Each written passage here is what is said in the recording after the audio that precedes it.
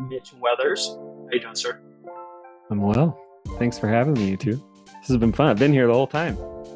Great. I Incredibly know. I excited. was seeing you, and you're texting me. It was awesome. I got your book as usual. So, for those who don't know, this is the number one best-selling book, Executive Functioning for Every Classroom. I always have it on hand and love sharing it out because Mitch did a phenomenal job on this resource. But in addition to that, he's the founder of Organized Binder, which is a research-backed universal tier one MTSS solution. And he just does work all over this country, traveling like a madman, helping folks regardless of where they are with their title to make sure that executive functioning is promoting success for the students. And I get the pleasure of co-hosting a podcast with Mitch Weathers, TJ Berry, Kim Gamrose called By BDU, which is new. And yeah, I just love spending time with you, man. So appreciate you being here. Well, I appreciate the offer and the invite. This is fun. I'm excited to All right, chat with you guys. you ready to dive in? Let's do it. What do you got for me?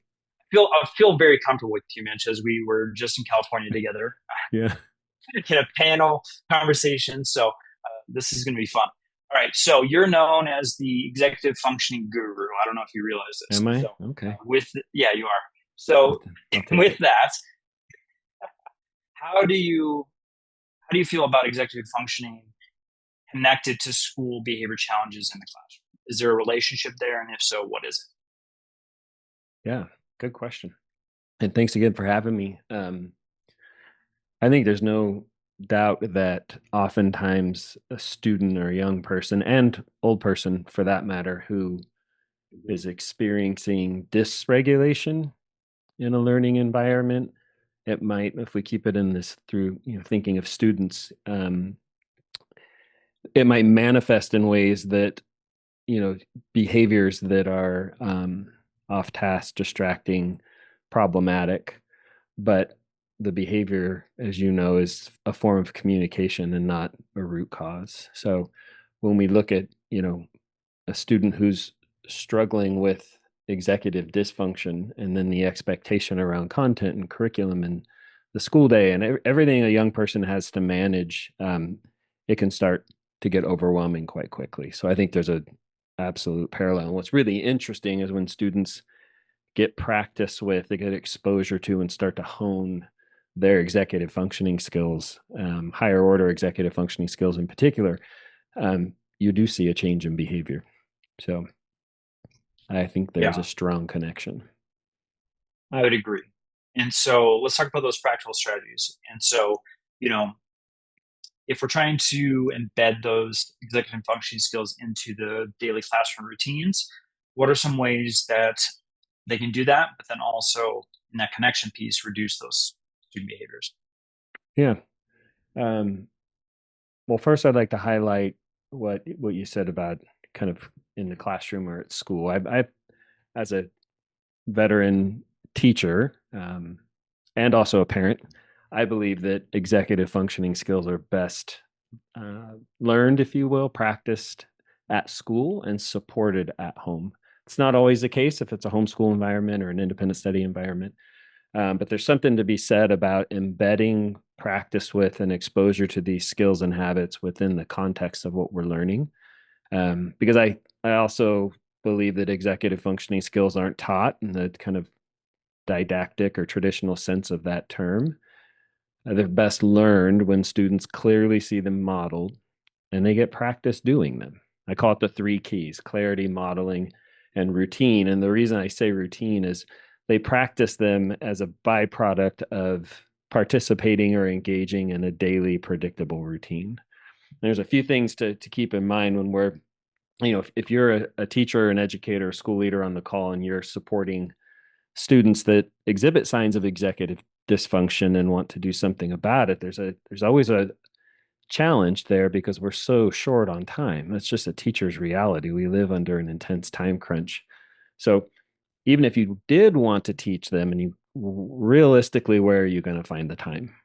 Which is why we're not here chatting about a curriculum that I've designed that you could embed or teach your students about executive functioning. So I just know that reality about the time crunch. And so the notion here, and some of your other speakers have mentioned it already, is that if we can clearly model what it looks like to do these skills and then give students practice doing them within the context of the grade level of the subject I'm learning, then over time, what routine, including a bunch of other really important things it does, but it allows for the opportunity for repetition.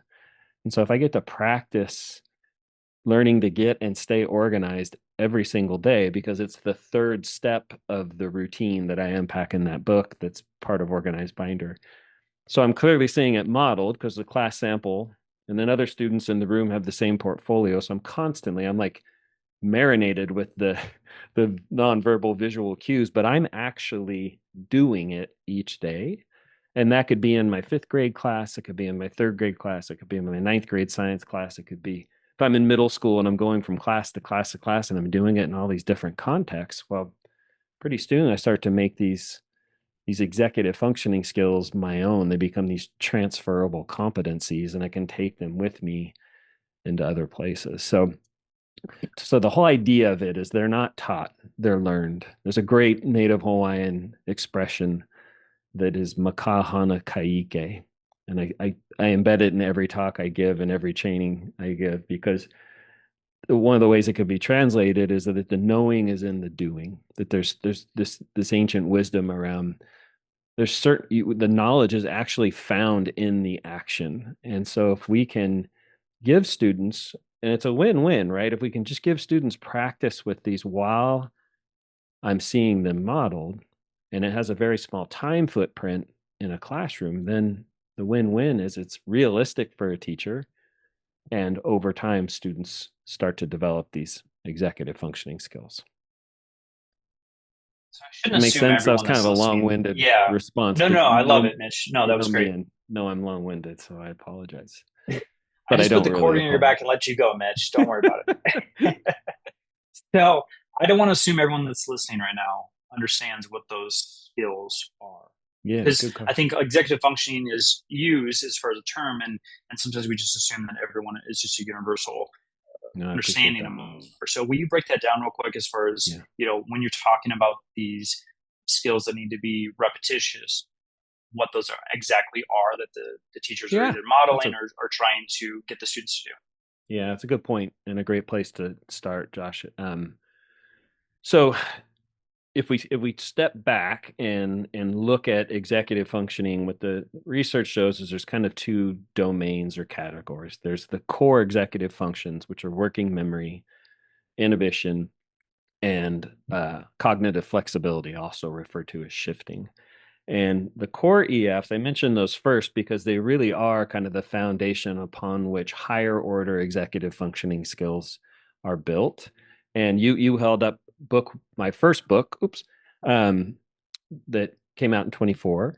And that book is focusing on higher order executive functioning skills that I'll get to in just a moment. And I mention that because book two, as you know, is coming out in the first part of 2023, and I'm co-authoring totally different experience. You know it well with Charlie. Um, Book two is of the same title, but if you look at the subtitle for my book, everybody, it's grades 3 through 12. And book two is about the core executive functions, and it's grades K through 3, also with Corwin. And I'm really, really excited about it. So I'm going to step over book two and that content, and we can talk about that at a later date. Or book one, when we look at the higher order executive functioning skills, they are these mental processes that allow us to get organized, to manage our time, juggle tasks, demonstrate goal oriented behavior. But as educators, what I want teachers and school leaders, everybody, you're really trying to spot behaviors, right? So these executive functioning skills or executive functions, they are cognitive processes. We actually know in the brain where they happen, right? And that's all fine. And that's great. And the research around that and the science of learning community and emerging cognitive science, it's all fascinating and important. But as a practitioner in day-to-day reality, I'm looking for behaviors. What's it look like when a student knows how to get and stay organized on their own? Like they've learned that they have that. what does it look like? How does a student start to demonstrate like time and task management, time blocking, goal setting?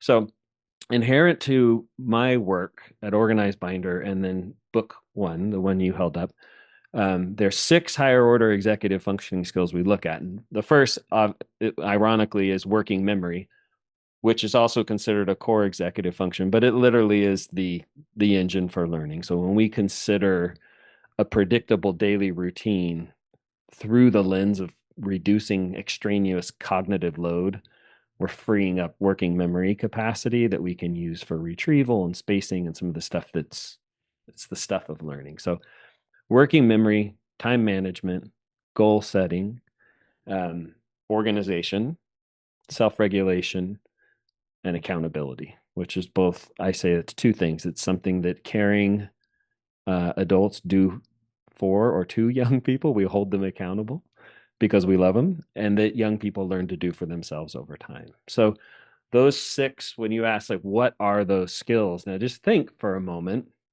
what do you envision with a middle schooler with those attributes that they're starting to develop those over time. And that's why I actually have adopted a term, one word to describe higher order executive functioning skills, and it's studentness. And it's not my term. I write about it in the book.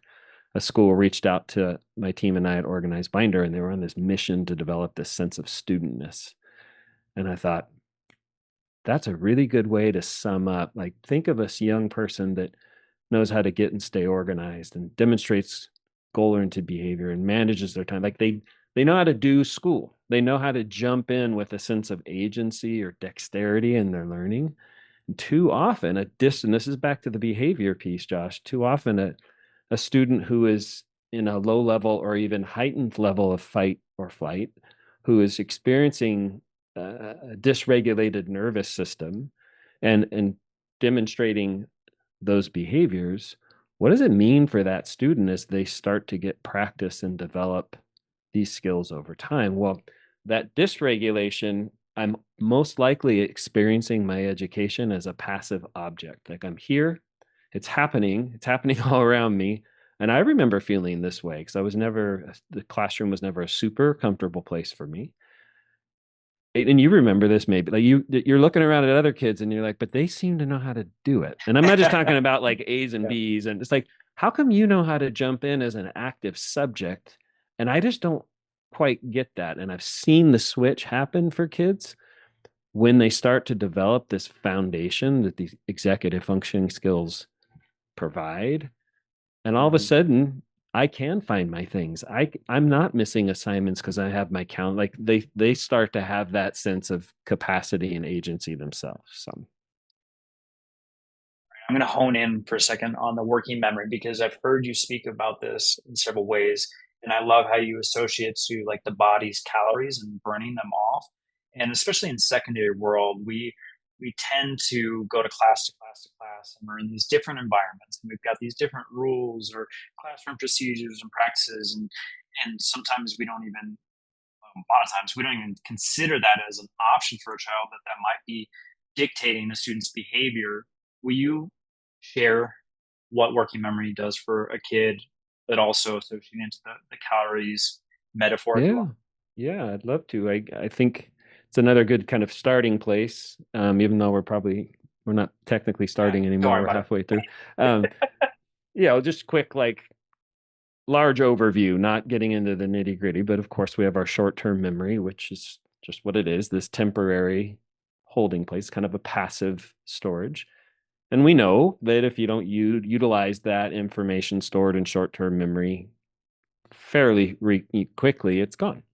We have our long term memory, which is infinite and the destination of all the things we're trying to teach and students are learning, right? We're trying to get it to the long term memory. But you have this other area that is called working memory, which is synonymous in ways to short-term memory, but it's different in that it's not passive. It's a very active space in our brain. And I refer to it in book one as really the engine for learning. But what we know about working memory, even though through, and this is known, like we know how the brain learns now.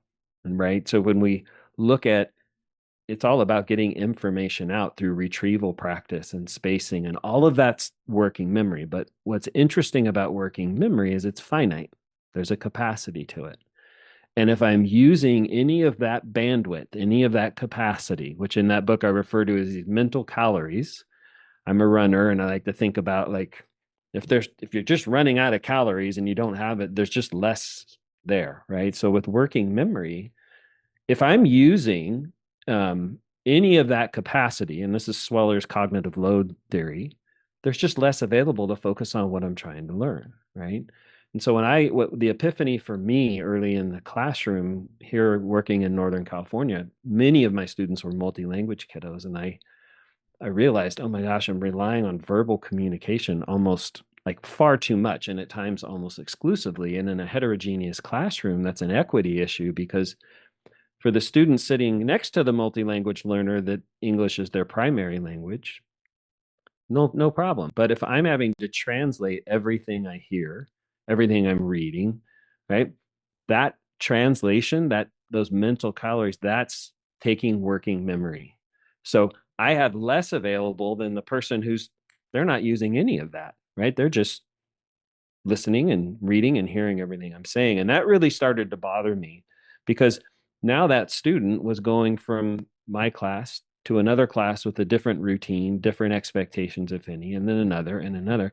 And I refer to it as the learning labyrinth because if you know those kids and you've ever worked with them at the end of the school day, there's a fatigue they carry that they don't have at the beginning of the day, and oftentimes they're English speaking peers. And I'm just speaking of language here. We can look at neurodivergence, and we could look at any case. I was invited to give a talk at a diversity equity symposium, inclusion symposium in a district. It was a district-wide thing, and I was walking into the school. We were all meeting in this big auditorium at this middle school, and I walked by and I looked on the wall, and there was I literally had to take a double take. And this is another story I talk about a lot because I've been to a lot of schools and it counted a privilege, but I've never seen this. It was they had 10 class periods a day plus lunch. And it was a 6, 7, 8 school. And so before I started talking, I confirmed that that was their schedule. And then I asked them to consider, okay, so every year up until now, K through 5, I had one teacher, probably in one self-contained classroom that got to know me, hopefully loved on me, got to know my family. And that's been my experience. We already know the data shows that the transition to middle school and the ninth grade transition are problematic for a lot of learners from the jump, right? It's anxiety producing at the least. There's big kids and lockers and all this difference. But now I make that transition and I'm going to 10 different classrooms each day with 10 different teachers, 10 different groups of students, 10 different subjects, of course, 10 different expectations, 10 different routines, if any, right? The amount of working memory capacity, just navigating the school day, there's a certain cognitive load to that. And now I'm translating everything I'm hearing or I'm reading, or I'm whatever that thing might be, it can start to interfere with a student's capacity to really self-regulate and focus and have sustained attention, which is why, and I know this is a long-winded way of coming back to what you asked around behavior. When you look at cognitive load and working memory capacity, if I'm if the extraneous cognitive load is too high, I have less available to focus on what I'm trying to learn, which is going to manifest in behaviors in the classroom, off task behaviors, right? So there's a lot wrapped up in there. But what I challenged that middle school to consider is, well, what if you adopted the 3 keys: clarity, modeling, and routine? So you all had this organizational portfolio and you adopted a simple daily routine and it was the same from every class. And so how you do school is pretty much largely the same from class to class to class. And so I'm now freeing up that working. I'm reducing the cognitive load because I don't have to think about it. I show up, I know what to do. And in that is a sense of confidence, a sense of like, I got this, a sense I can do this. And oh, as a byproduct of that routine, I'm actually getting practice with these executive functioning skills every day in different contexts. So I'm actually becoming more confident as a learner as well. So I don't know if did that answer your question? Heck yeah, I did. Okay. But I mean, just think Yeah, about it. If we've all experienced this where you just feel taxed out, you have sure. less capacity to manage yourself and your behavior. And that's not a kid thing. That's a human thing. And so, and some of the speakers were talking about creating safe environments. I believe the more predictable the learning environments, the subtitle of book one, creating safe and predictable learning environments, which is kind of a random subtitle for a book called Executive Functions for Every Classroom. But one of the byproducts of a predictable routine is I know what's coming at me and it feels safer. And that's particularly important for students whose lives outside of school are anything but predictable and might even skew towards chaotic, right? And we can't forget that the trauma and the chaos a young person might be navigating, and yet inherent to learning anything new is the risk of failure. That's part of learning. It's part of the process. And Deborah Meyer says it best. I'm paraphrasing her, but the ideal scenario in school is that the notion of failure doesn't even enter a child's head. But if I don't Yeah, feel safe, I'm less likely to take risks inherent to learning because nobody's prone to take risks. But if I feel safe or safer, I might take those risks and lean into my education. And then we start to see things change. for sure. No, I love that. Okay, I want to take, I mean, we've kind of honed in on like teachers and classrooms, but I kind of want to go on a global viewpoint here. So, like, if school leader wants to create a culture where they're really focused on executive functioning and it's seen as like more of a behavior support rather than just like an add-on that they've just, Mm-hmm. purchased or maybe they've implemented here and there. What are some of the first steps that you can think of to align a system that is embedded in the campus culture? Yeah, that's the ideal scenario. So I'll back up. This work is meant to be just that. It's designed as a tier one MTSS universal resource, and I bring up MTSS and the pyramid and all that because um, in visiting schools and districts and whatnot, it I from my experience, you can point to the tier two, tier three, and then special ed interventions and programming that's incredible. But sitting down and having a conversation with district or school leadership about, hey, talk to me about your universal tier one. Because if it's tier one, now we're talking school, every kid on campus is getting exposure to this, right? And I believe that tier one's important and it should do many things, but one thing that it really should do is help identify areas of concern and at times mitigate or address them within that tier one gen ed space, right? And if that can happen, if there is a program or a resource that does that, and something's persistent, right? If we were doing a part two and I was going to show you this routine and I would show you that third step and how easy it is for a student to model and practice getting organized, for example, because we're all doing it collectively. It's byproduct of routine. So this is a learning community thing. That can be at every class on campus. But if I just can't do it, then that's a persistent need not being solved in the tier one. That's great. I used to say like to myself, like that's a red flag I need to see because now I can have a more authentic and meaningful tier two intervention. And as TJ said, who was on the call earlier, you can't tier two yourself out of a tier one problem, right? I was invited to speak at a state level MTSS conference, and it was big honor. I was the opening keynote, and the person who was introducing me was saying, "Hey, here's Mitch, blah blah blah," going in. And they said the reason we're at this year's focus at our MTSS work is tier one, because we have some districts that are reporting 60 to 70% referral rates to tier two and tier three, and it's just not meant. It's not designed um, to handle that. So when we look at school wide, what you're talking about, Josh, is collective efficacy. And if you follow the research, just if you're new to this, everybody just Google visible learning and effect size, John Hattie's work. And the question John has been on a mission to answer is just simple. It's what we're all trying to do. Like, what helps students be successful? And if we can identify those things through meta analyses, then why don't we just do more of those strategies, which are context specific, but and if it's not helpful, let's maybe do less of that stuff. And what consistently ranks at the top of the heap, and research shows it, this collective efficacy. And the reason for that is school-wide, I can quote the research that initiatives have to be implemented by the majority of teachers if we expect any meaningful outcomes, right?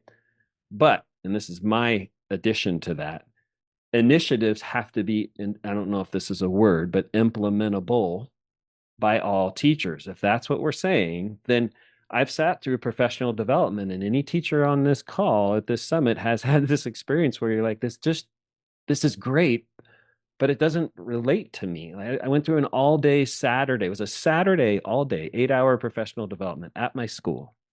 I have no idea what my leadership back when I was teaching paid for this, but Saturday we're all there in our sweats and hanging out and donuts and the whole bit. And it was a 8-hour PD on how to write an essay.